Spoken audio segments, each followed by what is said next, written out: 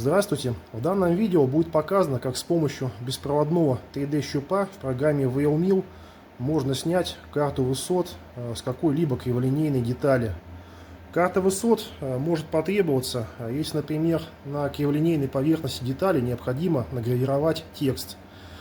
Если не снять карту высот, то при фрезеровке или при гравировке получится, что какие-то буквы текста не програвируются, а какие-то програвируются слишком глубоко. Для этого нам необходимо сначала снять карту высот и потом уже производить какие-либо дальнейшие действия. Итак, чтобы снять карту высот, заходим в меню сканирования поверхности и вводим все необходимые данные. Для начала необходимо задать имя файла, под которым будут сохранены наши данные. Имя будет скан. Сохраняем. И теперь вводим данные. Здесь нажимаем 0.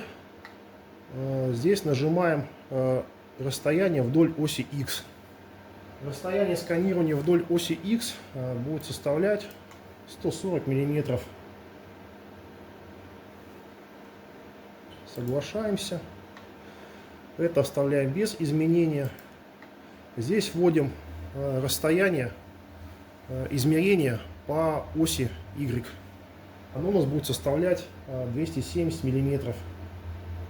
Наше предельное расстояние измерения. Соглашаемся.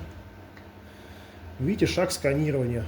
Я оставлю его неизменным, пускай будет 5 мм. Введите расстояние поиска.